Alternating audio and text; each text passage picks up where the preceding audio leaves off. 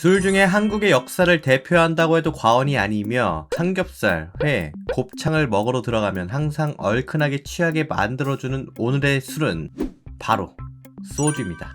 소주는 한국 역사에서 빼놓을 수 없는 술이라 쉽게 전통과 연관지어 생각할 수가 있는데, 우리가 흔히 접할 수 있는 소주는 사실 전통 소주가 아니죠. 펼치기만 해도 잠이 솔솔 올 것만 같은 한국사 책에서 언뜻 이 기구를 본 적이 있을 겁니다. 쌀로 만든 막걸리를 끓이면서 이 기구를 이용해 윗부분에 생긴 알코올과 여분의 향이 담긴 액체를 그대로 담아 만든 게 진짜 전통 소주이고, 참이슬, 처음처럼, 대선, 잎새주 등 우리가 쉽게 접할 수 있는 일반 소주는 만들어질 때부터 전통 소주와 매우 다릅니다. 일반 소주는 시작부터 쌀이 아닌 카사바라는 것으로 술을 빚는데, 이 식물의 생김새는 그냥 보면 두툼한 칡뿌리같이 보여 생소하지만 당 100%의 시럽까지 넣어 혈관이 파괴될 것처럼 먹어야 잘 먹었다고 소문나는 이 버블티에 들어간 타피오카 펄도 같은 카사바에서 나온 거라 보이지 않게 우리가 먹고 있는 식물이죠. 아무튼 이 카사바로 빚은 술로 소주꼬리가 아닌 연속 증류기라는 것을 넣고 알코올이 쥐어 짜질 때까지 계속 증류를 시키면 순도 맥스에 가까운 알코올이 나오는데, 이걸 물과 여러 감미료를 섞어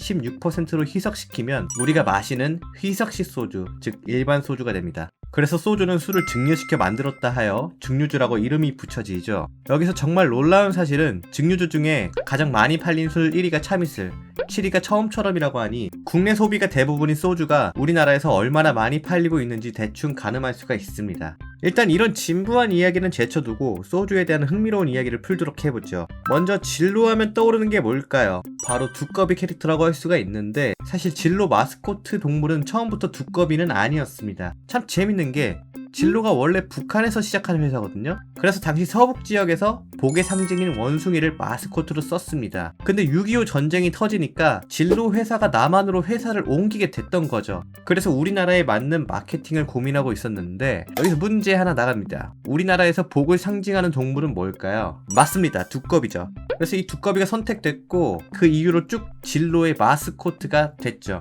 그리고 여러분은 가끔 팔꿈치로 병 밑을 치고 뚜껑을 따서 목을 치는 환상적인 퍼포먼스를 하는 지인이나 가족들을 봤을 겁니다. 그러면 흔히 독을 제거할 수 있다고 말하거나 아니면 이렇게들 말씀하시죠. 원래 첫 잔은 써서 버리는 거야. 이 퍼포먼스가 사실 예전에 있던 소주의 특징 때문에 생겨서 지금까지 전해진 거라는 썰이 있습니다. 이 예전 소주는 지금과 다르게 뚜껑이 코르크로 돼서 잘못하면 코르크 부스러기가 자주 소주에 섞이기 때문에 밑동을 치고 뚜껑을 열어 목을 쳐 맨 위에 있는 코르크 부스러기 기들을 센스있게 없애려는 퍼포먼스가 그대로 이어졌다는 썰이 있습니다. 이런 과거가 있었어서 그런지 비슷한 이유로 첫 잔의 소주가 가장 독하다고 전해진 것도 있는데, 사실 제조 기술이 많이 발전돼 현대에서는 거의 루머에 가깝죠. 그래도 기분은 찝찝하니까 첫 잔은 친구에게 주도.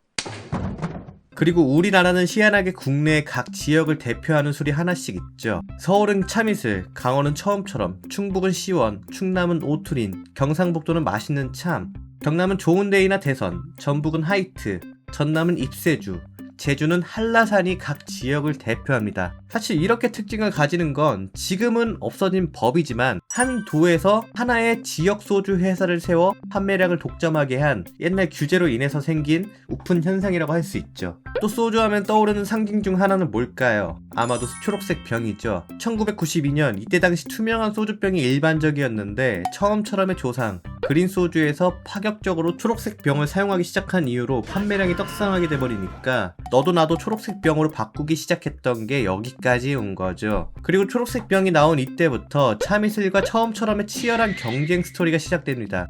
당시 1위를 하고 있던 진로는 25도의 녹색병으로 출시된 그린 소주가 바짝 쫓아오자 새로운 소주 브랜드가 필요했어요. 그래서 내놓은 게 전국 주당 등을 요정으로 만든 참이슬을 내놓으면서 30도인 소주만 팔던 진로가 도수를 확 낮춘 23도짜리 참이슬을 출시해 순식간에 판매량이 떡상해버립니다. 그래서 저도수가 대세구나 생각한 롯데주류도 22도로 낮춘 뉴 그린, 후에 산처럼은 내놨지만 오히려 판매량이 떨어지게 되는데, 이렇게 항상 위기가 오면 다음엔 성장을 하게 되는 게 이 세계의 국룰이죠. 지금의 소주계의 쌍두마차라고 불리는 처음처럼 출시해서 귀신같이 부활하게 됩니다. 그리고 도수마저도 20도로 더 낮춰 출시하다 보니까 이 다음에는 참이슬, 그 다음엔 처음처럼이 바통 터치하듯이 서서히 도수 낮추기가 시작됐고 지금 16에서 17도 사이까지 내려온 상태이죠. 거기에 추가로 둘 사이에 대한 재밌는 에피소드가 하나가 더 있는데 차미슬은 이름을 만들 때 전문가의 자문을 구했었거든요. 이 당시 무섭게 치고 올라오는 그린 소주가 있었으니 이름을 기깔나게 지어야 하잖아요. 이걸 그 당시 이름 좀 쓴다는 전문가에게 맡겼었는데 나온 결과가 차미슬. 와, 지금 들어도 레전드인 이름이 탄생하게 됩니다. 그래서 이 인상적인 이름을 지은 사람은 바로 누구냐? 이 사람은 전 국회의원 손혜원 씨죠. 그리고 롯데주류도 처음처럼을 출시하기 전에 만든 소주들이 실패해서 대위기 상태였습니다. 그래서 뛰어난 전문가에게 자문을 구해서 이름을 지었는데 아니 형이 거기서 왜 나와? 이 사람도 손혜원 씨였죠. 그래서 요즘은 이래저래 말이 많은 사람이 있지만 손혜원 씨가 업계 1위를 다투는 소주 업계에서 이름으로 재미있는 영향을 끼치고 있는 중이죠. 또 이름 하니까 생각난 거 하나가 더 있어요. 처음처럼을 자세히 보면 여기 까치 같기도 하고 까마귀 같기도 한 이 동물이 무슨 이유에 있는지 궁금했었거든요. 근데 이게 폰트라고 하죠. 당시 글자의 서체를 고 신용복 교수가 만든 서예 작품 처음처럼에 지었던 서체를 공식적으로 빌려왔고 작품에 있던 까치와 새싹도 같이 가져오게 돼서 처음처럼의 상징이 됐습니다. 마지막으로 우리가 지금 다양하게 마시고 있는 이 과일 소주, 이 과일 소주가 사실 일본 시장에서 영향을 받아 넘어온 술이라는 거. 원래는 후날이라는 술을 롯데주류가 제작해서 일본에 팔고 있던 게 점유율이 무려 2위를 차지할 정도로 잘 팔리자 한국에도 똑같이 순날이라는 이름으로 유자맛 소주를 팔아 대박을 내서 현재 다양한 과일 소주의 시장을 열었죠. 자, 오늘 이야기는 여기까지였고요.